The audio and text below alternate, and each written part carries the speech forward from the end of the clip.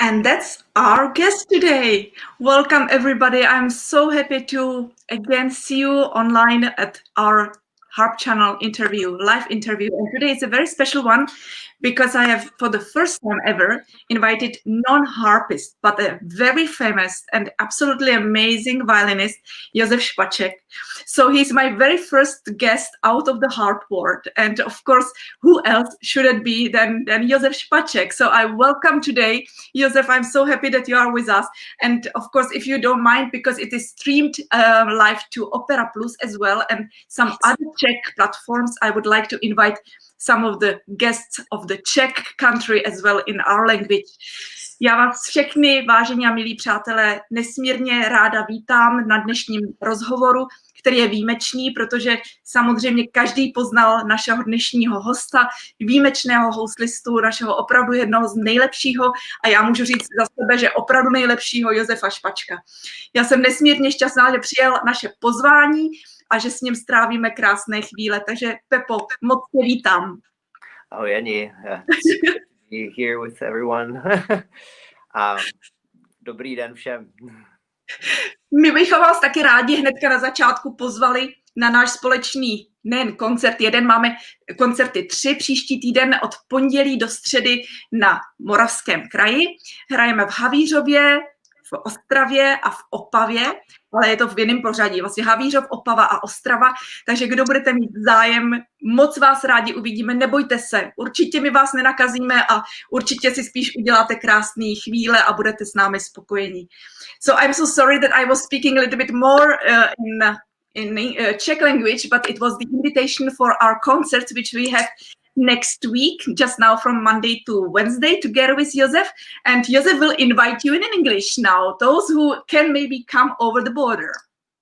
Yes, so we would love to invite you for our concerts, which start next Monday. We start in Havířov, then we go to Opava and then Ostrava. And it will be a lovely music making with the great Jana Boušková, and you will not catch anything from us. We promise good music and great fun, and in fact, music heals. So if you're sick, Absolutely. Well, once more, really, I'm so glad that we have time today with our really extremely wonderful guest. And of course, as we know already from our previous interviews, these are not really very official ones. We are always trying to be very spontaneous, talking about everything, about life, about families, about all the plans also in the professional life, which are coming in. So I would like to ask you first of all, I need to tell that we are calling Josef Pepa. So I hope that you don't mind that I will call Pepa to Josef so that you know who I'm talking to. So Pepa, how did it come that you start to play violin? I know everything, but I just want that you explain to the people outside. Okay, so for me, it was very kind of natural and almost obvious because I come from a musical family. My dad is a professional cellist. In fact, he is my colleague in the Czech Philharmonic. And when I was growing up, I was about 3 years old. And we had, of course, I grew up with hearing my dad playing the cello. And we had a piano at home. And one day when I was 3, I opened my parents' closet.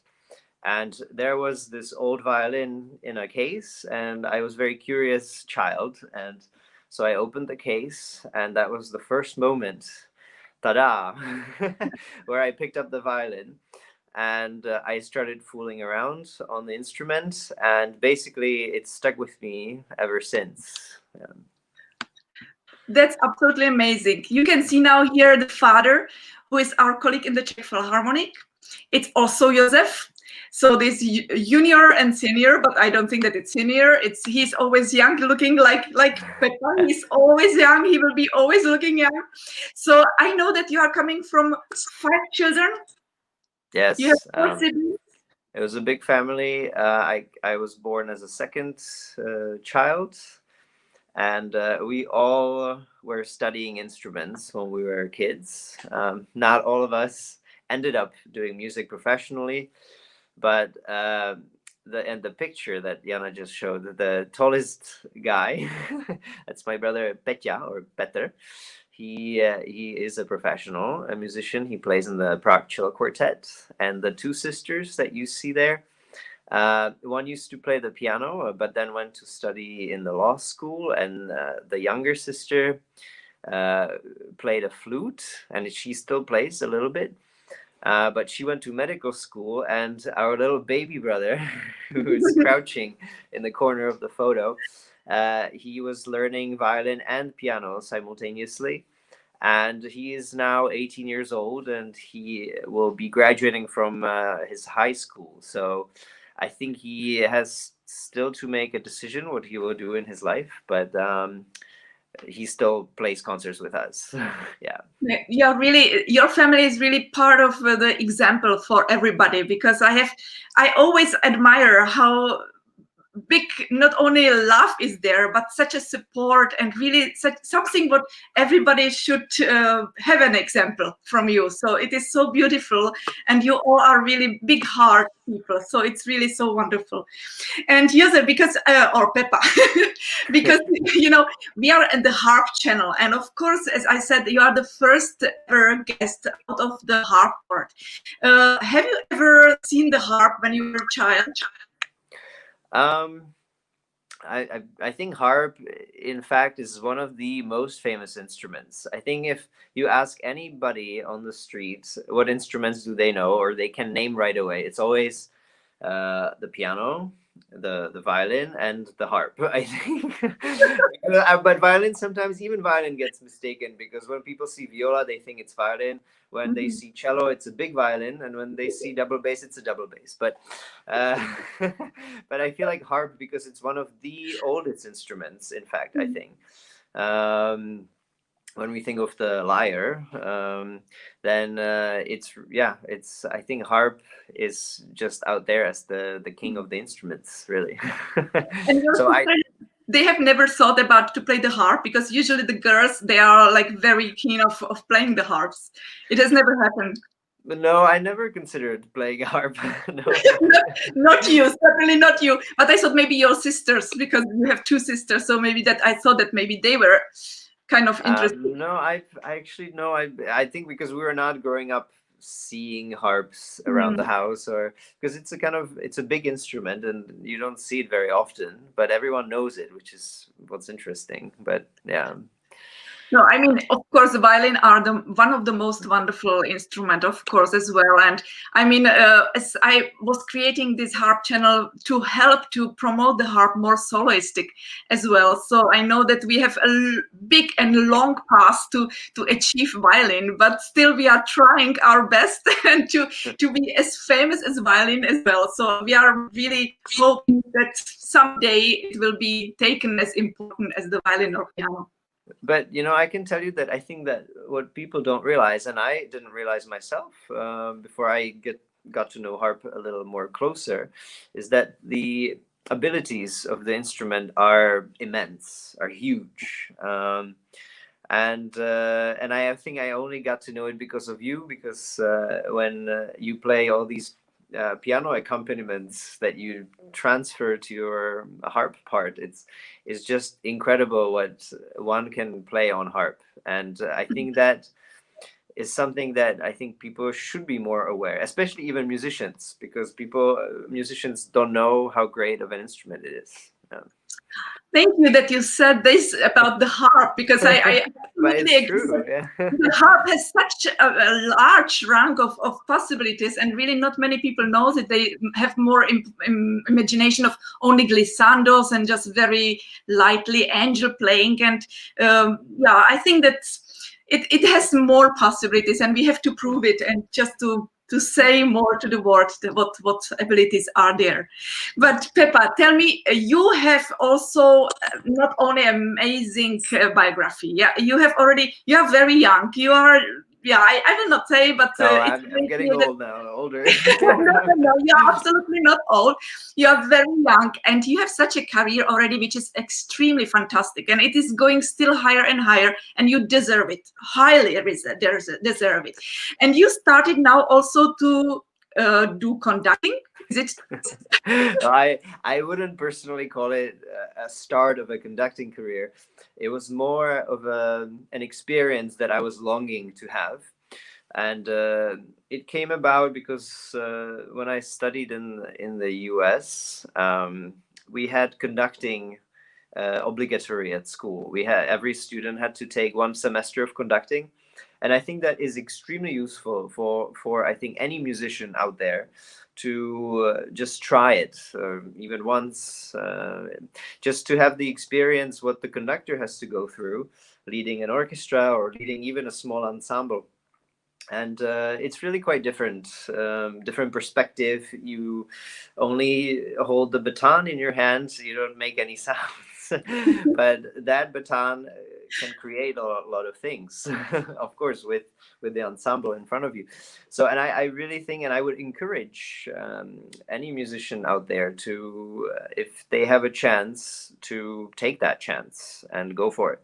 And I think this was what I was planning for many years now, is that I wanted to do a program, and I said that from the very beginning, that I would want to do it first with students, not with professionals, because as you know yourself, professional orchestras tend to be sometimes very harsh with conductors, whereas students are, I think, still more forgiving because they're still learning.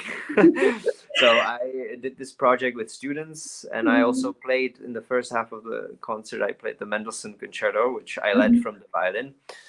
And so that was a great experience, and I think I would like to have that experience again, but I wouldn't call it an ambition to become a conductor. Well, you never know. You never know. You never know. That's true. But I must say, from my point of view, and I know that everybody knows it, and you have a really amazing gift, because even you started to be a concert master of the Czech Philharmonic in a very young age. You were 24. Yeah. 24. It's incredible. But you have had already at that time such a respect from everybody. You really have this gift. It's not something what you can learn. You really have it. So, I mean, you have the gift to be a conductor as well, because you have the respect. You can do everything with the really very calm mood and with a really nice talking, because you are so positive in every way. And of course, your professional way of work, it's up standard. It's really so professional that you have everything. So I think that you should. Jana, you're too complimentary. No. But, you know, the people who know me, who knows me, that they know that I will never say compliments if I don't mean it, and I really mean it, because it's absolutely, we know it. Everybody knows it. So don't worry. I'm just telling it loudly now to the word, because it should be said. So I think that you should consider really in the future, not now, still. Yeah, not That will keep it on my mind. Yes. Certainly, you should do the conducting maybe later together with the violin as well. Yeah, because I know that you have been also once leading the whole Czech Philharmonic for the Christmas concert, and it was amazing. Very difficult program, and you just did it like that.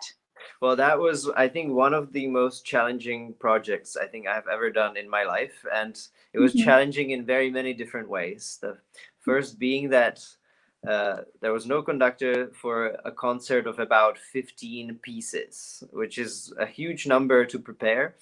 And about 7 of the pieces were arias with a singer. And of course, every, I think, opera conductor knows, or any conductor knows, that it's sometimes quite a challenge to accompany singers, because singing is the most natural way of expressing phrases, and therefore quite free. And so that was the challenge, to sort of really prepare for this, to study the scores. And the other challenge was because I was at the time when our twin boys were born. So they were about 3 months old, or 4 months at that time. And we've had 3 small kids at home, and it was just so hard to get any sleep at that time. And you know how Christmas sometimes gets very busy, and so I think at that time it was one of the hardest weeks I have had in my whole life, because I was preparing so much and also tried to spend some time with the family. But I think it worked out okay, and it was a great experience, which also kind of made me think that this is like the pre-conducting experience, where I lead as a concertmaster, but I still sit there and play the violin. And in a way, it might be a bit even harder than being a conductor, because you're still playing while you're trying to lead, and so you're playing while you're listening to everyone else. And so the amount of preparation, I think, has to be even more than you would put into as a conductor. Yeah. No, it's really true, and it was really amazing how you did. It looks like very easy, you know, piece of cake. I totally think really so easily. We all admired you. Really, it's amazing. And because you mentioned that you were studying in US, when did you start to study in US? What age? So I've had sort of a closer connection with the US from the age 11. Actually, it started quite early, but it's I've met an American teacher when I was 11. He came to Prague and he was teaching master classes here, and he was at the time he asked me when I was 11 if I would want to come to study for the summer courses to Metamount School of Music, which is a 7-week long summer course. And so I had a discussion with my parents, and of course, being 11, it's a little bit too young to go alone without parents. So I was waiting until I was 13. And so the first time I went to the United States was when I was 13. And it was also my very first flight on a plane. I remember. And it was such a long trip. We had to transfer twice because it's a small sort of upstate New York area. And so that was my first experience with the US. And then I kept coming every summer for 4 summers in a row. And then the last summer when I was there at this camp, the same teacher who came to Prague, this Mr. Ships, he asked me if I would be interested in studying at the Curtis Institute, which I have heard while I was in the US that it's one of the best schools in the United States. And I thought that, wow, that's such a great offer, that he said that he would help me prepare for the auditions, and it's very hard to get in. But I knew that that was something that I wanted to do and I wanted to try for. So I set my mind for this, and I was able to successfully get through the audition process. No surprise. And so when I was 17, then I started to study in the States. And I started with a college degree, so university. So I had my bachelor degree at the Curtis Institute, and then I went for a master's degree to Juilliard School. So altogether it was about 7 years of school in the US. So it's quite a long time in your young age. Yeah. So I mean, it is really a big part of your life already. And in Juilliard, you were studying with Itzhak Perlman, right? Yes, that was kind of a dream, because when I was a kid, I used to listen to his recordings all the time, and he was like the king of the violin for me. So to be able to study with him, it was just fantastic. I can bet, yeah. And how long have you been there? For how many years? So with Perlman, I studied 2 years, and I have to say this, that many people were saying, oh, if you study with Itzhak Perlman, you will never see him because he is very busy. He always performs. And that's true, but he was such a dedicated teacher, I have to say. And he was, every time he had a chance, he was there. And this is the truth. I had lessons almost every single week with him. And I couldn't believe how he was able to manage, because he had, I think, about 14 students. But I saw him at least 3 times a month, if not 4. And then he would also hold his studio class, which is when the class meets together. And he usually invited us to his beautiful house, just a few blocks away from Juilliard. And he is a huge gourmet person. He loves good food. Really? And so he would always order some crazy amount of some, worldly cuisine. We would have one day of Thai food, one day of Indian, Mexican, all kinds. Or sometimes his wife would cook, and that was always a feast. It was incredible. So everyone loved coming to his house, and he's such a warm-hearted person. So I have great memories. Yeah. And do you have still contact with him, certainly, even now?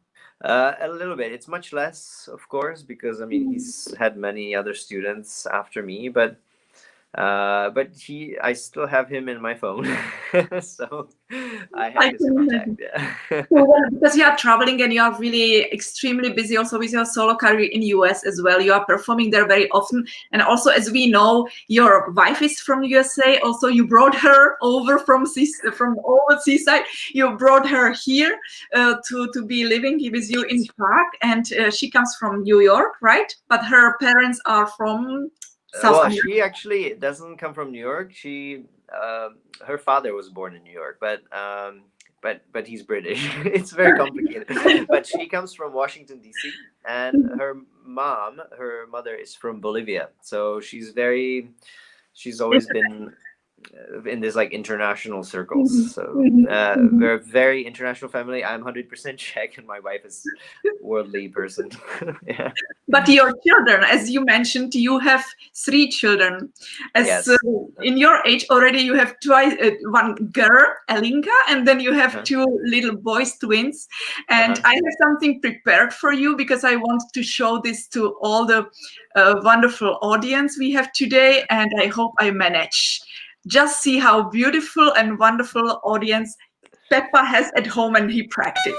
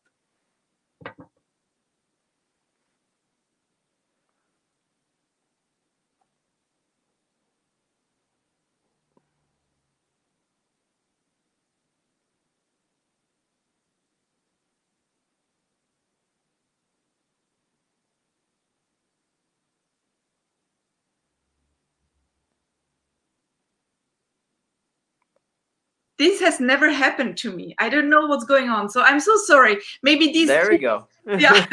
Sorry. We were talking about it before. If something happens, what is going to happen? I was just awkwardly silent. So no, this is the spontaneous live broadcast indeed. Yeah. I would like to ask you. I have some of the videos of yours. I will just now put one of your performance, which I think that it's one of the first one of your solo performance with the Czech Philharmonic. And I was very honored that I could have played with you. It was the first, the New Year concert on the 1st of January, and it was, in Rudolfinum, in Prague Rudolfinum. So I will put it there, and you can tell me more about it. Okay.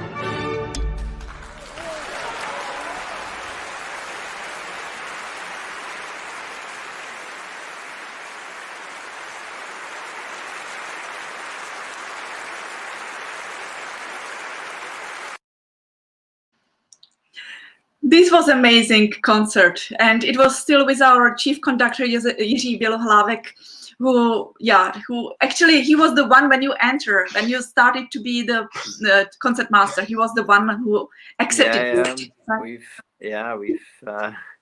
We've really missed him, don't we? Yeah. Absolutely. Yeah. No, but it was a lovely concert. I have such great fond memories of it. I also had long hair for that one. Exactly. But no. It was and I still played my old violin, which was great for that, especially for that piece. And it's a French violin. It was Jean-Baptiste Guillaume, and so big sound on the G string, but and it was great to play that piece particularly with Jana, because it's famous in the repertoire for harp. In fact, you get to play this in the harp auditions. Absolutely, yeah. It's like a famous excerpt. No, it's great. Absolutely. And I should tell our audience that you had transcribed or arranged the entire piece for violin and harp. And I have to say, that's really incredible. It's really something. And if you have not heard Jana play the entire Tzigan, you have to find a concert where she plays it. Well, if someone comes on Monday, Tuesday, Wednesday now, maybe you will be able to hear it. Yeah, but Peppa, tell me, what of the success or whatever has happened in your life, professional life, what do you accept as the most prestigious thing which has happened to you? Well, I don't know. It's always hard to talk about what are the prestigious things. And I always think that, I don't know, that professional life is one thing, and it's something that we strive for and have, try to build our careers and try to keep going up the ladder. But I always come down to realize that that's not really what life is about. I think life is about having your loved ones with you. And so I don't know. It's of course, there are many things that happened in my career, which I'm extremely grateful for and very happy. But at the same time, and I was just saying it in another interview that I did recently, is one of the happiest things that happened to you as an artist is the audience reaction after your performance. So any kind of clap or bravo or standing ovation or whatever, it's kind of like, it's like a drug for the artist, and that's what keeps us going and fills us with energy and utmost joy and bliss.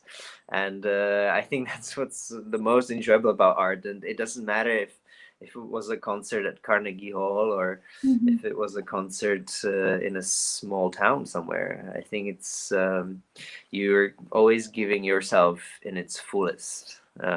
Yeah. So I guess if hopefully that answers the question to some extent. Certainly it does. And well, I will still ask you one more question. Just there must be something what you know that you felt like, yes, this is the step which put me in the different level already. Is there something what was really a step which you say, well, this has happened something what is very special for me, and it is already that I feel that it is a step farther? Well, when I was growing up, I always, you know, I as any other student, I was kind of always short of money, and and I was always thinking to myself, like, everything that I ever make from concerts when I was a teenager, I was always putting back into my career. So I would pay for expensive flights to fly somewhere to play at a competition or go to an event that I thought was important for me, or to play for some famous teacher somewhere, a masterclass. And I always thought that, like, I hope there will be one day when all this money that I invested will eventually, like, I won't be in the red numbers, I will start being in the black numbers. And I think the first time it sort of happened, and I realized that what I'm doing is I'm on the right track. And I think that was the first sort of bigger international competition which I did, and I finished. I got a third prize and it was in Denmark. It was the Nielsen competition, and I thought, like, whoa, this is I was there with maybe 45 or 50 other violinists. And when I finished third, I was like, oh, maybe I'm doing the right thing. So I tried competing in some more competitions. Some worked, some didn't. Then I won a competition in New Zealand, the Michael Hill, and so things started to come up a bit more. And it's also a little bit sometimes like a snowball. It's when it starts rolling, you start picking up more things. And so I was able to play more and more, and I think that's kind of a key to become I'm so sorry. I don't know, how should I say, like, the concert experience is, I think, the most important. And so I was the most happy about that I started getting concerts and invitations and to play with orchestras. And so I think those were kind of the first steps, first moments. And of course, I remember my debut with the Czech Philharmonic as a soloist, and that was a big step for me. And that actually came before I won the concertmaster audition. I was 23 years old when I first played, and I played Sibelius Concerto. And I played for Manfred Honeck, the conductor, famous conductor, who was the principal conductor of the Czech Philharmonic, and he invited me to play with orchestra. And that was such a funny and terrible story at the same time, because I don't know if you remember, but I think that was in 2010, I think, when the Icelandic I know the problem with the explosion of the Yeah. volcano happened in Iceland, and I was in the US, and every flight was canceled, and I couldn't get I couldn't fly to Prague, and I was so upset. I was like, this is my debut with the Czech Republic. This is my big breakthrough in Czech Republic, and I have to do everything to get there. And so I think my first flight was supposed to leave on Saturday, and then canceled. Sunday canceled. Monday canceled. And then I think I was able to fly Tuesday evening. and I had to pay some ridiculous amount of money to able to get on the. It was like the only flight, and I had to go through like Detroit. Then I flew to Paris, and then from Paris I flew to Prague, and I arrived in Prague on Wednesday evening. At I think it was like 9 p.m. and Manfred Honeck had agreed that he would only rehearse the dress rehearsal, the general rehearsal with me the next morning. And they already had another violinist just in case I didn't come. And I was like, no, I'm coming.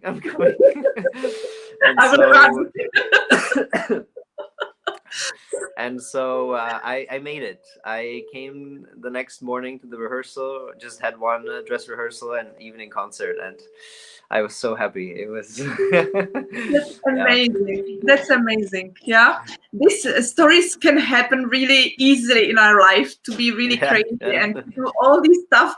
Is there any even more crazy things which has happened in your life? like this? I think this was probably the craziest. I don't know if there was any more.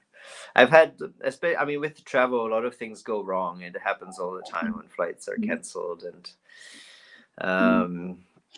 now we, also a lot of things happen with the iPads, because now we all use iPads when we play. There are many funny stories that pages stop turning, but luckily the worst nightmare, but luckily it was fine. I played a recital in the Dvořák Hall, and I had my iPad there, and I always check the page turner if it works. So I pressed my pedal after I gone on the stage, and it didn't do anything. So I tried again, and stepping down, and nothing. And luckily for me, I put a printed score behind the iPad, so I just pulled out the music from behind and was able to play. But at that moment, you get a heart attack. It's so really that's horrible. That's very horrible. It did happen sometimes that when you play from the iPad that it just collapsed. No, luckily not. Good. But good. Yeah, knock knock knock. Yes. Yeah, hopefully it will never happen. But now I would like, before I will ask you afterwards, but I would like now to again introduce some of your video. And it will be, I found a video from a rehearsal, and you can tell me a little bit about that, because it will be also interesting to know what kind of compositions and what kind of concertos you like the most. So let's see now this example.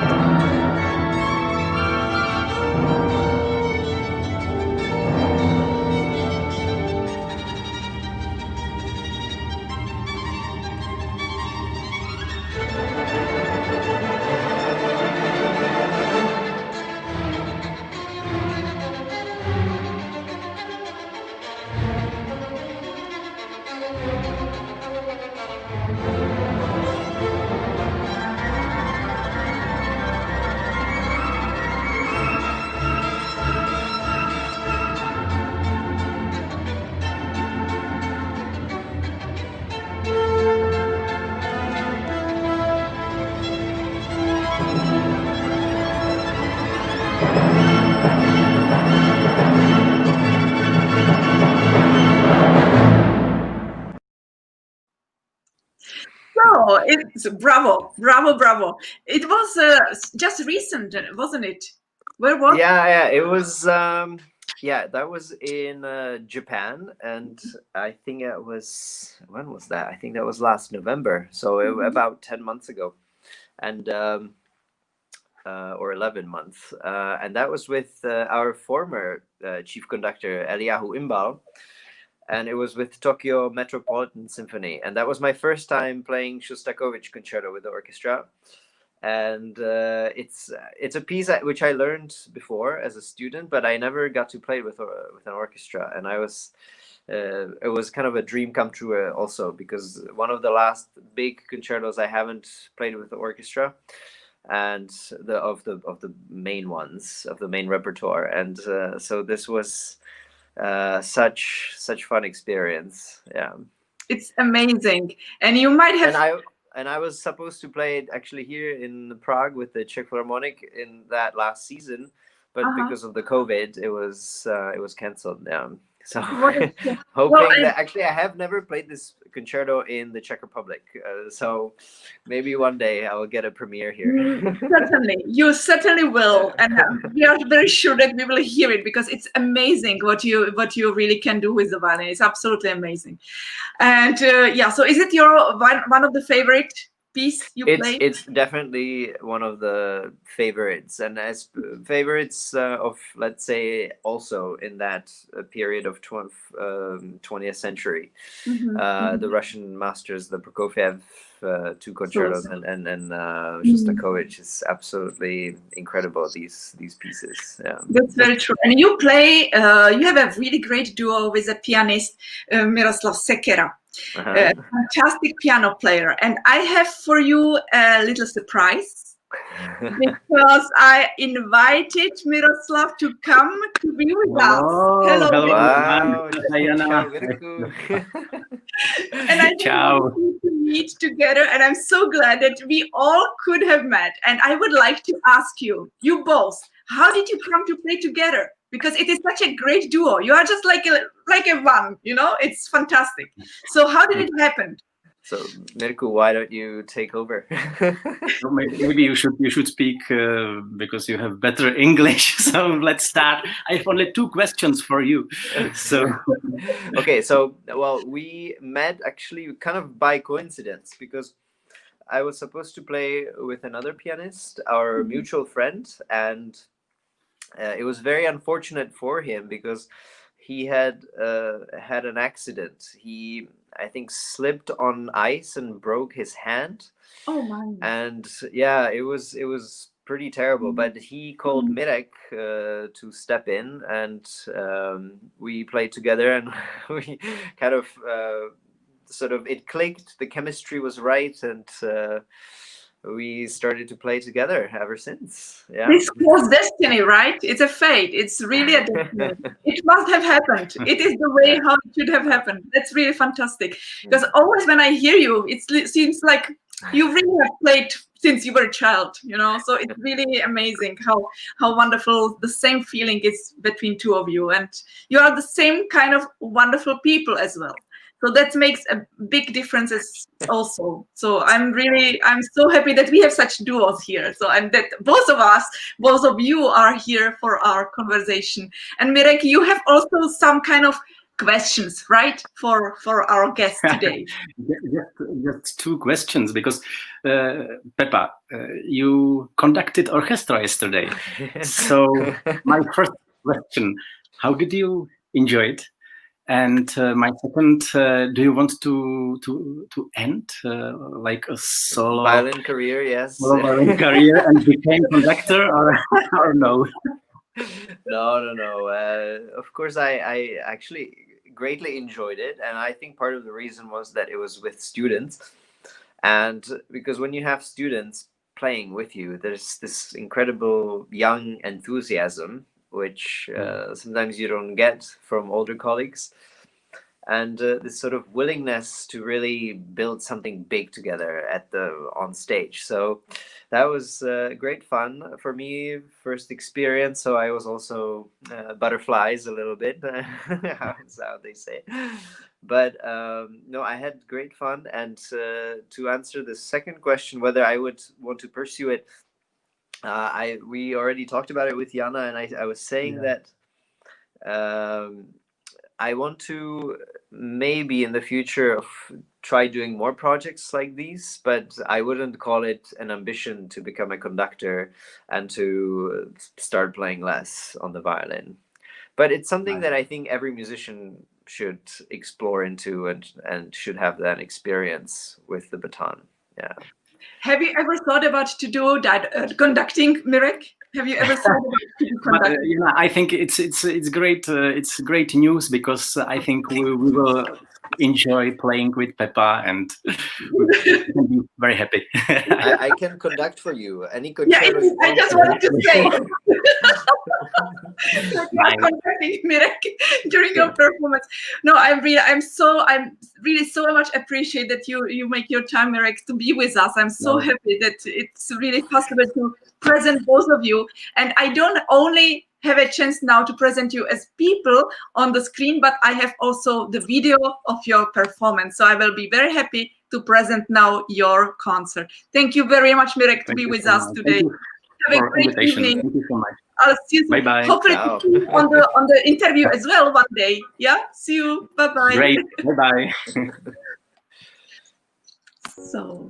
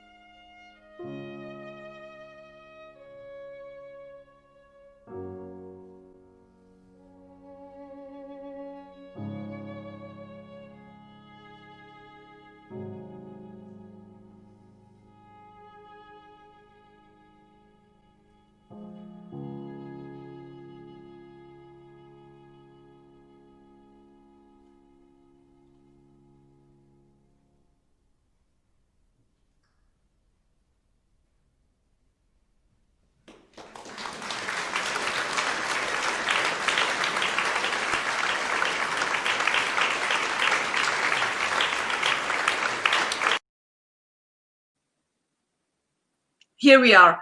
It's really terrible today. I don't know what's going on. I'm so sorry for that. But just tell me, Peppa, if you have heard the whole video or not. Yeah, I think so. I have totally, it stopped for me. So I was just worried if you have heard it, but otherwise I would present it again, because I don't want to lose it. So of course you can always find all these videos on the YouTube, and of course if you will put name of JOSEF ŠPAČEK and Miroslav Sekera, you will always find all the videos of them. So I'm very sorry for that. I hope this was the last case today, that we will not have any other issues. I feel so bad because it has really never happened.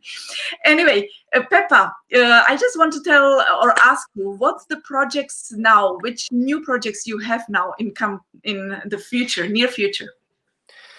Well, so as many musicians had feared, our international scene is kind of closed at the moment. So I had to give up a few projects abroad. But now the closest ones are, I am what they call the musical garant. I don't know how to say it in English, for like a curator of a festival called Lipa Musica, and where I'm doing about 3 performances this year. One has already happened. We have another one tomorrow with Beethoven Septet. So that's a great masterpiece that we're preparing. And we also, and then I have a solo recital for them. And I'm also doing some educational work with local students, which I'm also very excited about. So that's the nearest future. And then I'm stepping in for someone at the Janáček Festival in Brno, because now the COVID crisis had brought us a ban for singing. So there's no singing allowed in the country. And so I was asked to play the Janáček concerto, which I have to learn in a week. So it will be, I've played it before, but it will be pretty tough. So October is still relatively busy of a month. And then, of course, the winter months are a little bit less. Then I do some more work with the Czech Philharmonic. There's a recording session of Mahler 5. So I don't know if that will happen or not. And then from New Year's, I'm supposed to have a tour in Belgium and Poland with the Flanders Symphony Orchestra. Oh, okay. And and then I'm not sure again. It's still in the planning, and we don't know if it will improve or. But for now, it's not canceled. And then February, I'm supposed to go to India for the first time, and I don't know if again it's a big question mark for everything. And then I am supposed to go to Turkey with the Presidential Symphony in Ankara. And then play in Switzerland, actually with Jakub Ruscha, do the Dvořák concerto with the Tonhalle in Zurich. So that's very exciting. And then I have some festivals. I have one in the UK at Chamber Music, and then one in Norway. And then another exciting project for me is to prepare a project or program with the students of the Royal Academy of Music, which should happen in June. So those are all the international projects I have in the springtime, and I'm just hoping that we'll be able to travel again. Yeah. That's the main problem now in these days. Yeah, if these projects can happen because of the travel. Yeah, because that's really the most difficult situation at the moment. Yeah, but had some of the concerts been cancelled for you recently? Now in these days, or is everything going on? I've had a few concerts canceled, even locally, because simply either the tickets didn't sell because there's no public interest now, or people are scared to go. So a few had been canceled or postponed. So, but at the same time, we're lucky that concerts are still happening, and sometimes, just like now, what happened with the Janáček Festival, that I was called to play a concert, even though I was not supposed to, and because of the singing program, that it was an opera coming from Budapest, and they're not coming, unfortunately. That's a shame. But do you have any recordings now in front of you, any CDs? Because you have recorded also many CDs, which certainly everybody can find all the information on the webpage, which is then in the title. I think the pandemic time is the best time to record a CD, and I already did in May. But we're still waiting for the finalization of the editing, and because things are moving quite slowly now, so we are kind of expecting to release the recording, I think, at the beginning of 2021. So hopefully that's will happen. But it's already recorded. We just have to make it a CD. Indeed. But we are very waiting for that, and we are looking forward. And Pepa, you have also offered, or I have asked you honestly, if you could play for us something live, would you be so kind to do so? Sure. Yeah. Let's try. After, I always say I don't like to play after speaking, but this time, I'll happily play. So I'll just have to move my camera. I will disappear. If we can manage. Yes. And then because I have the camera on a music stand, so I want to see. Okay. I'll just go get my violin and see if I have. Super nice. So we are going to listen live our virtuoso today, and I don't know what you are going to play. What will you present today? Should we try playing a guessing game, or no? No, I think I will play. I will play the first movement of the Itzhak Sonata No. 5. Wow. Can you see me? Do I need to? Yes, we see you perfectly. Maybe I can still shift it a little bit. Is this about? Super. A little bit. Fantastic. Okay. Fantastic. So this is Itzhak Sonata No. 5, the first movement.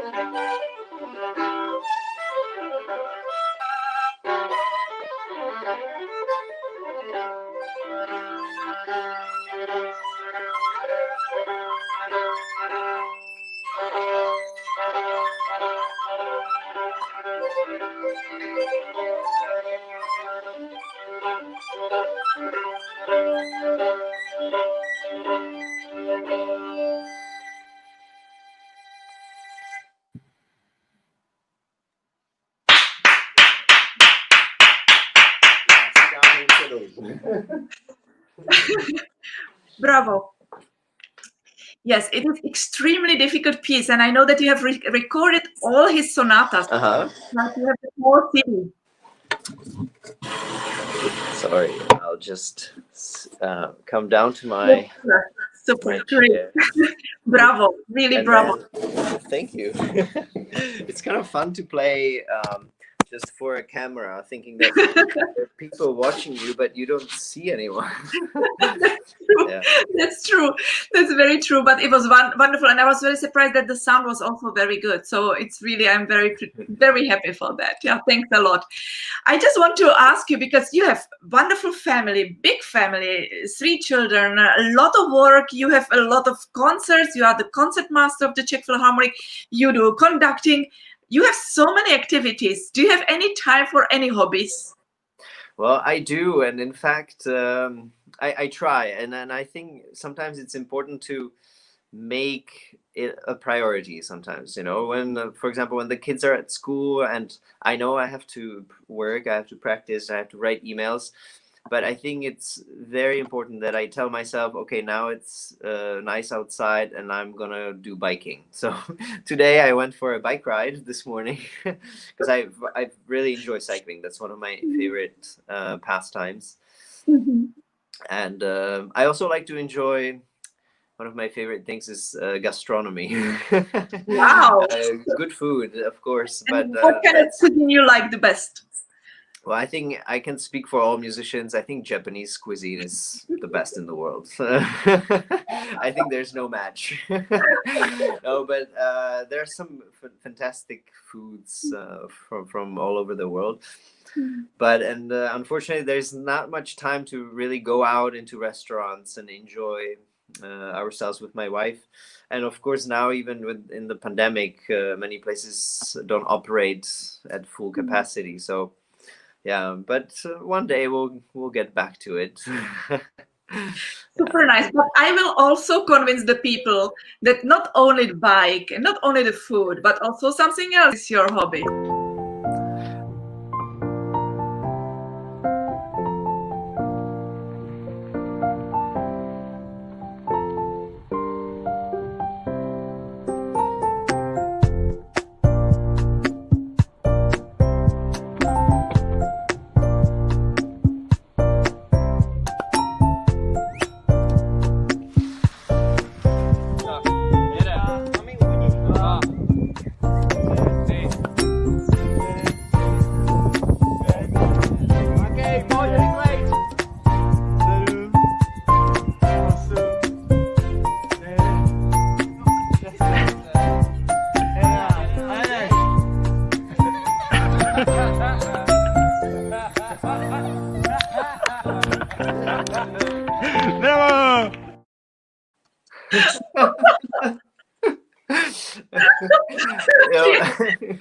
That's right. Yeah, football and skiing, definitely. I basically like sports.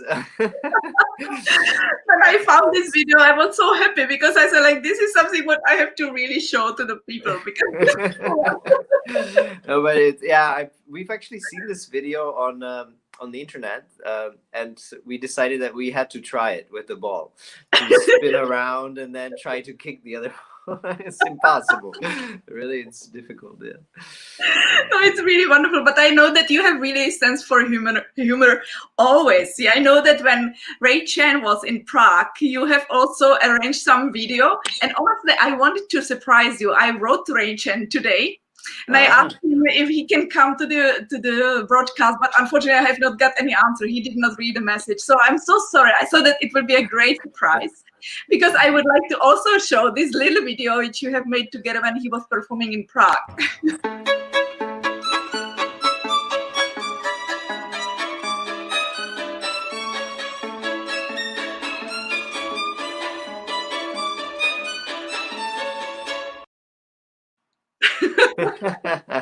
Tell me, whose idea was this to do? Well, I think Ray, because Ray saw us do it in the States. We had this every year for Christmas. We had this evening which was sort of a fancy evening. It was a ballroom dancing, and it was, and there were always sketches played by students, and it was always a funny evening. And one of the sketch was that I and two of my roommates had put up this piece where we 3 people played on one violin. And of course, Ray was there because we were classmates. And when he came to Prague, he was like, "Hey, we should do a video of this, and let's ask Eschenbach, Maestro Eschenbach, to do it with us." And I think that's the funniest part, that he plays the pizzicato. The famous maestro had joined us for this joke. So absolutely, no, it is really a great video, absolutely great. Yeah, and I could not find it, and it was just like, I know, where was it? So my kids found it actually for me. So I was very And Peppa, if you don't mind, I have got from your really dear mother, I have got many pictures of you and your life and your family. If you don't mind, I will be very happy to share it with the public, because they are really unique. And if there is anything you would like to tell to them, I will be very also glad to hear. Tell me, this is also, of course, with your father, the cellist, and it's in Rudolfino, right? And yeah, that was the you're starting. Yeah, this was when we were still living in Brno. That's where I lived until I was 6. So the first, those are the first steps into That's music, so really. Cute. Yeah. It's cute. It's so cute. And here it's your family. Yeah, it's and the lady that plays the piano in the left photo, she was my very first music theory teacher, and that was still back in Brno. And I don't have many memories from that, because I was only 5 years old, I think, or 4 or 5. But my parents had always been saying that she was such an incredible teacher. Always had us really hooked to music, and we loved the class with her. So that's wonderful. That's really wonderful. And here it's you come to the first lessons with the violin. Yeah, this was actually from the Kocian competition, one of the first years I attended, and the lady in the right photo was my first teacher in Prague, Mrs. Metelkova. Metelkova, yes. And so she I studied with her from, I think, when I was 6 till 11, and she's been really an incredible teacher. That's very important. The first teachers are really always one of the most important. Yeah, fantastic. And here are your first successes. This was an incredible thing that our music school in Prague did, which was this audition to play with Maestro Suk. And I was able to win one of the movements of Bach, double, Concerto, to play with him. And so that was the first time I think I played in Rudolfino, and I think I was 9 years old. Yeah. Yes, it's written that you were 9 and 10. So with JOSEF Suk, it's when you were probably 9 years old. It's amazing and really fantastic memories. And here you are again with your father and with your 3 siblings. Yeah, that's before my youngest brother was born, and so because the 3 oldest siblings were always were very tight in age, because I have 1 year older sister and my brother is 1 year younger, so we kind of were like triplets. And then this younger sister Jana was born when I was 6, almost 7, and so she came a bit later, and then Jakub was born when I was 16. So we were like a triplets, and then we had like 2 younger siblings. So you were more like the family, like the parents of the young sibling, right? Yeah. I mean, we were, I guess, helping out with raising them, and that's wonderful. That's so wonderful. And here it's your Kocian violin competition. It's really one of the most very famous in our country. And how old have you been? I think this was when I was 12, and that was the year when I won it, when I won the grand prize. So yeah, that was the first, I think, big success I ever had as a child in a competition. And the really first step. Sorry?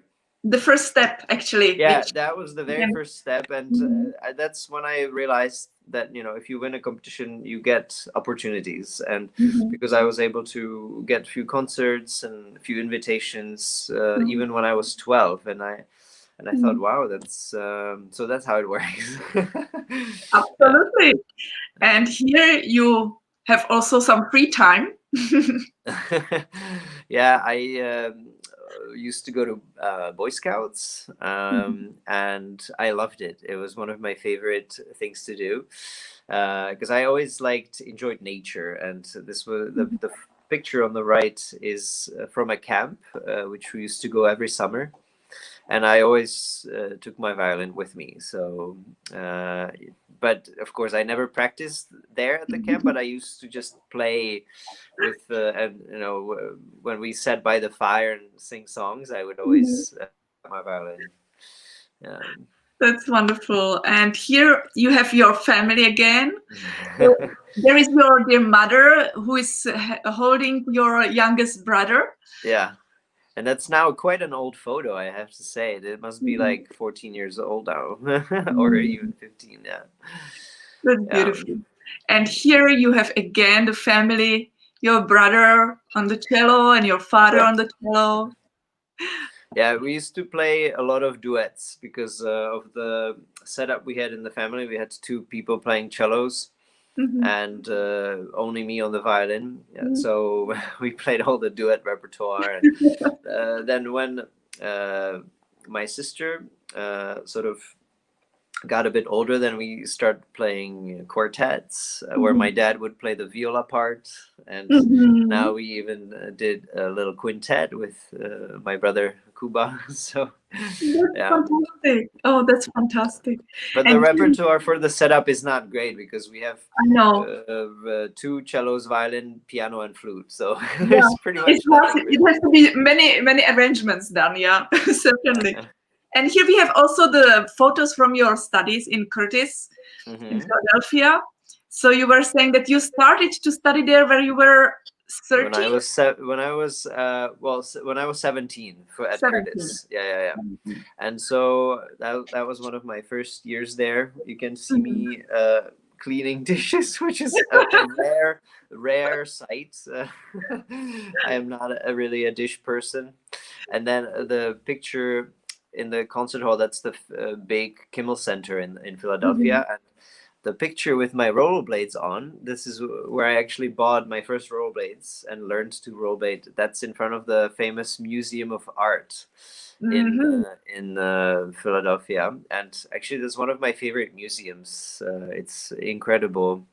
They have some amazing collections and expositions. Yeah. Great. And have you never been scared about this?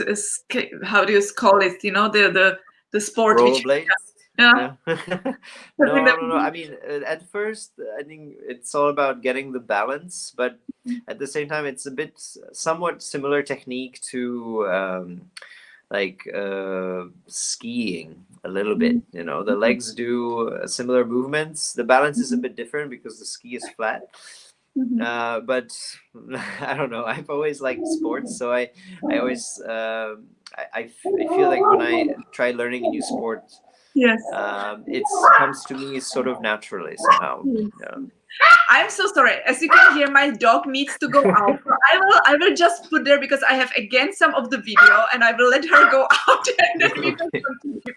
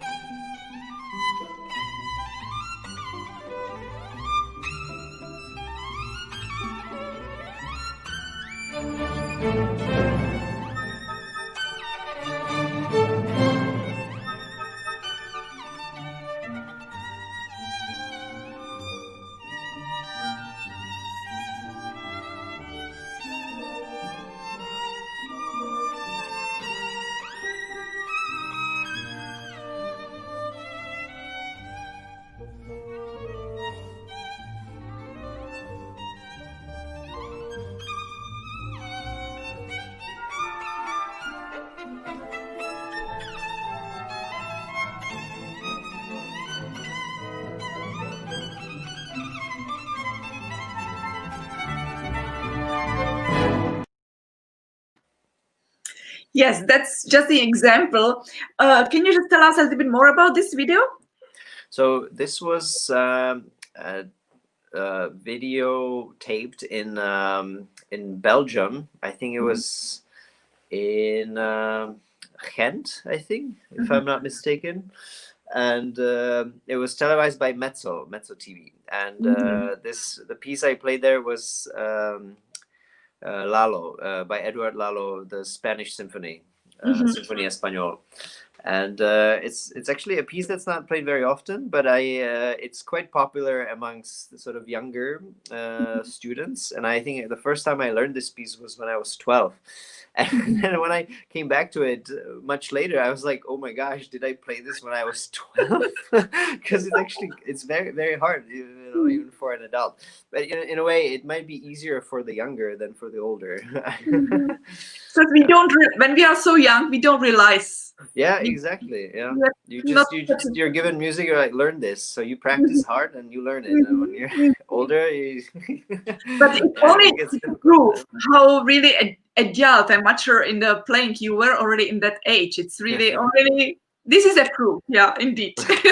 It was beautiful. I will just continue very quickly with the photos because we have many of them still, and we have here also the photo from the memory of your courses, master classes with Václav Hudeček.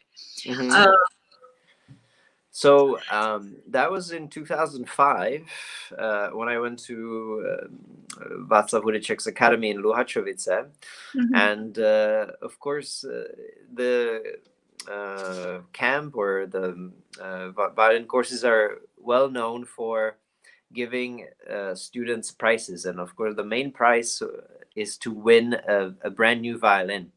And I was able to win this prize, and of course besides the violin, one also gets a tour with Václav Hudeček. And the tour, I find, is almost the most valuable give or a prize that one can win, because you are getting even more experience from performing. And it was many concerts we did together, and I could play pieces that I wanted. And so the support that he gives to young students with providing concerts for them, that's one of the most valuable thing that young people can get. And so I'm very grateful for this. Yeah. It's absolutely true. And it's so many great violinists who go through this experience with him. It's really fantastic. Yeah.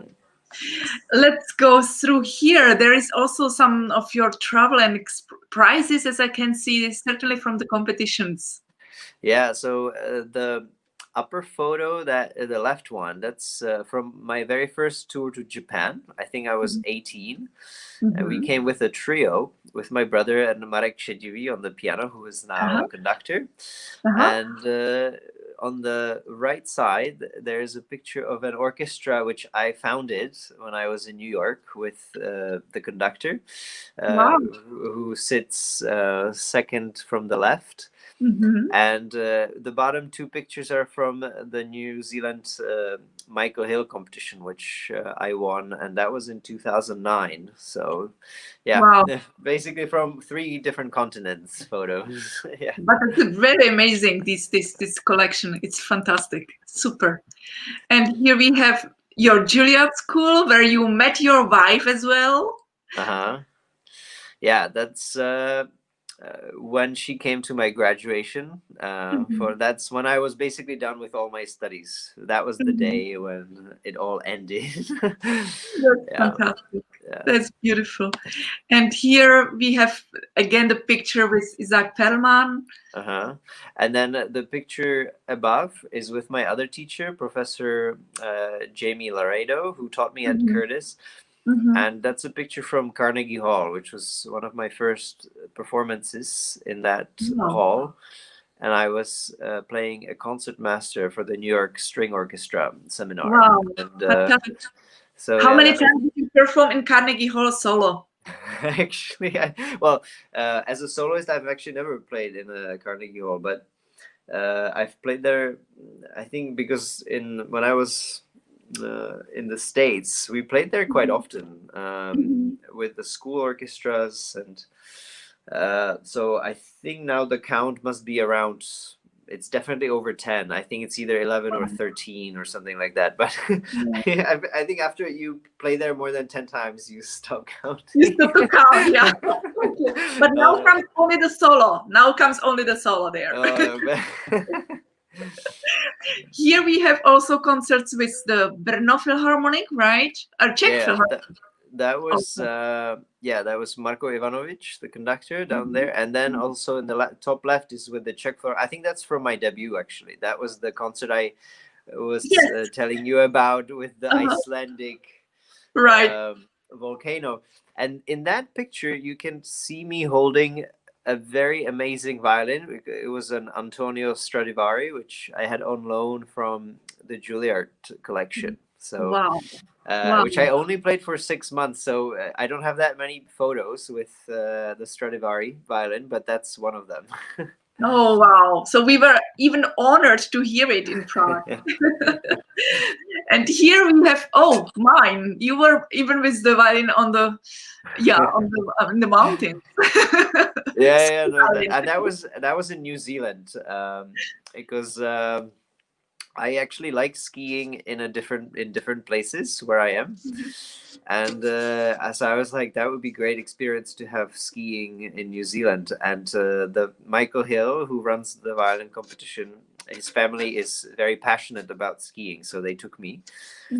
And the left picture is our school magazine, and for some reason they put me on the cover. So it was a you deserve it. Star moment for me. You deserve it.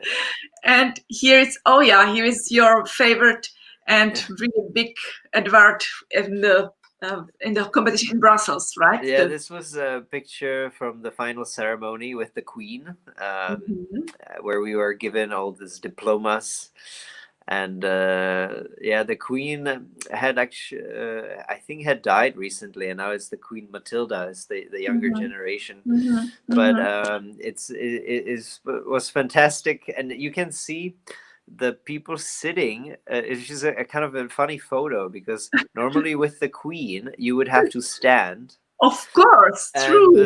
But the guy who's sitting on her left hand side, Mark Bushkov, who's a quite well-known violinist now, he just decided, I'm just gonna sit down at the Queen's feet and let's take a fun photo. And so it definitely doesn't follow the protocol of the Belgian kingdom, but it was fun. Unique. Yeah, that's absolutely unique. And here it's also some pictures from the competition. Yeah, that was when we were isolated at this place called La Chapelle, and that's like a little summer chateau of the Queen, where the musicians learn the piece, which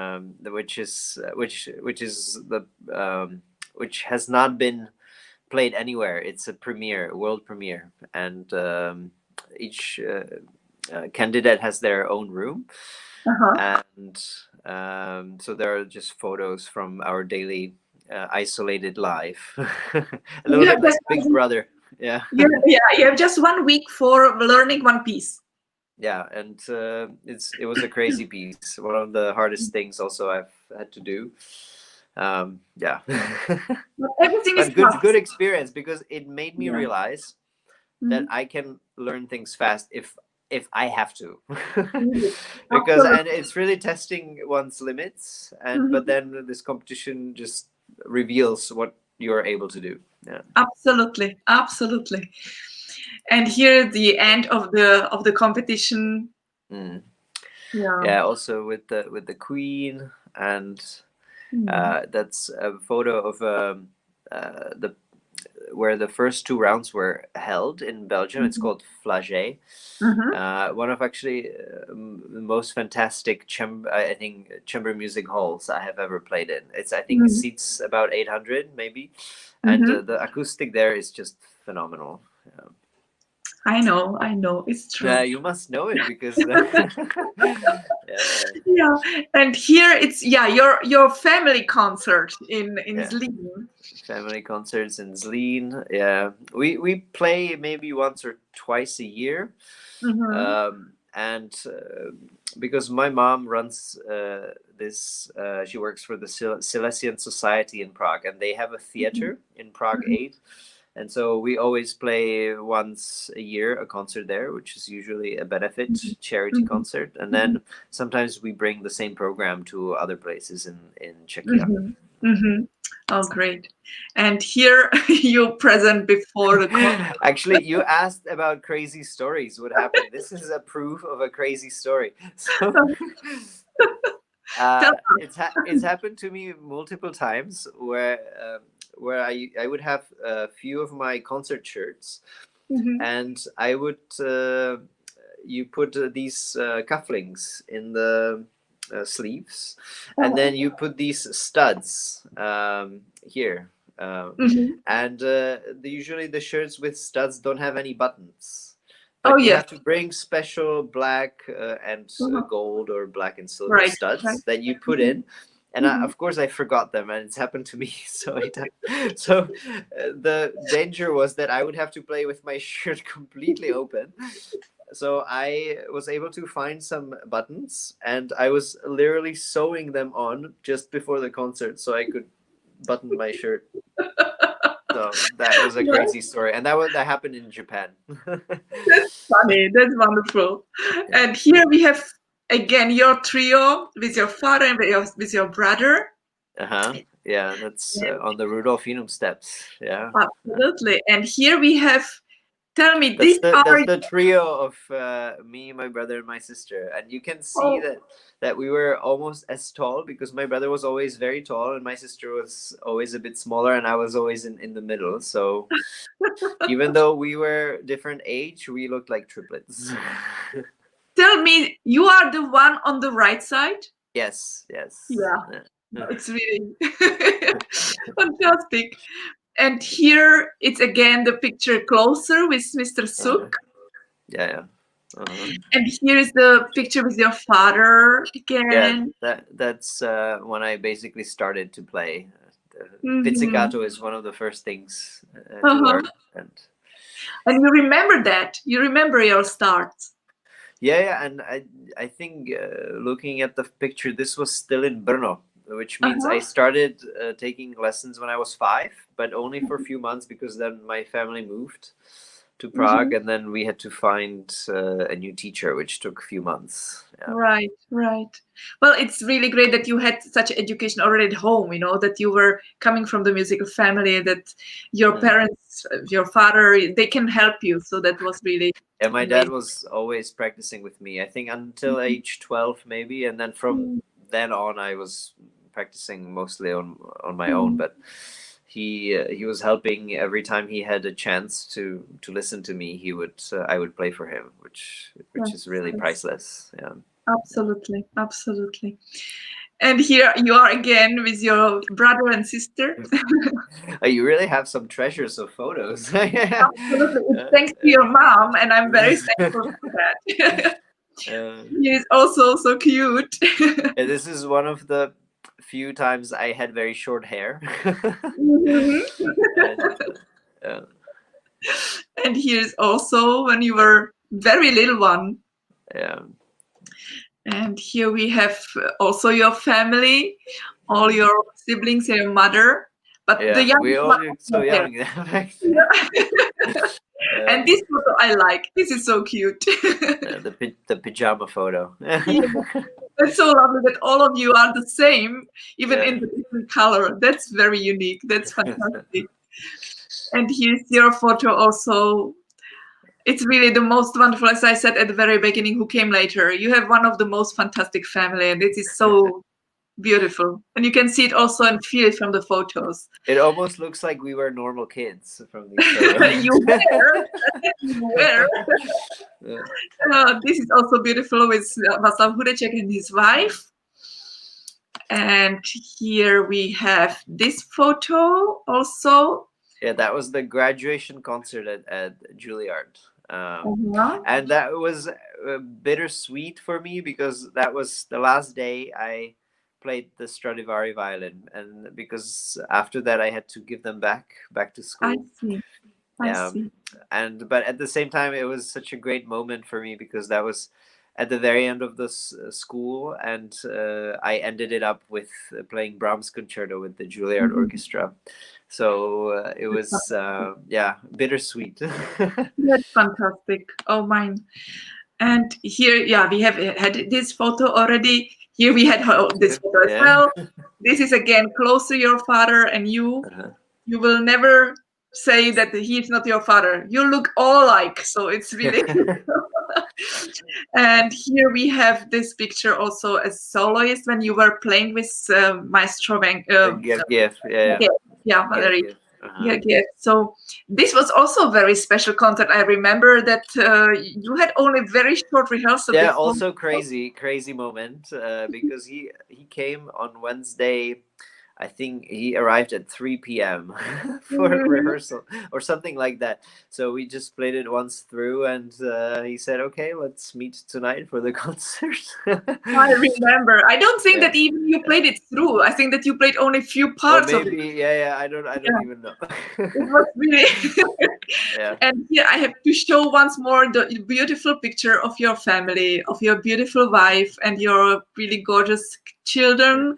Kids, and and here is also one very lovely photo of you. Do you play guitar, or it was just made for the photo? No, I mean I can play a little bit. I wouldn't say I am very good, but I can play a few chords. Yes. But it suits you very well. It's nice. Peppa, it was really so lovely to be with you today, and I wish that all your dreams come true. And actually, this is my last question on you. Is there any real dream which you would like that happens in your life? Either personal, I think the dream now is that this pandemic is over, and then we can go back to normal. But I think the dream is really just to live life at its fullest and live for the moment. And if once we get old and we can look back at our life and we can say we've lived it well, I think that's really the true dream that hopefully will come true. But that's quite philosophical from me. But it's very true, and it's really the wise thoughts about everything. So I really wish that we are healthy mainly, and that we will really enjoy our music as long as we can, and that we will hear your concerts and enjoy your wonderful talent all over the world. And I really thank you, Peppa, and I'm so looking forward to our concerts from Monday on. And I hope that we will see each other again next week when it's another interview, now again with the harpist, and it will be Kathleen Bright from the USA. So I'm very sure you will enjoy it as well. But I'm very thankful for our special guest today, and I'm sure that you will now search for his videos on YouTube, on his webpage, and all his recordings, because it's really worth it to do so. So good luck, Peppa. And I have one last video which I allow to show and to share with the public as our goodbye to everybody. Have a great evening, great day. It depends in what part of the world or earth you are now living. So I wish you a really nice day and hope to see you very soon. All my best. Thank you, Jana. This has been incredible. You're such a good host, and I wish you all the best with this wonderful show you're doing. And I encourage everyone who's watching, keep watching Jana. She's the best. So thank you, and goodbye, everyone, and see you maybe at some concert somewhere sometime. Absolutely. Thank you. Good luck for everything, and take care, Peppa. See you soon. Bye. Take care. Bye-bye.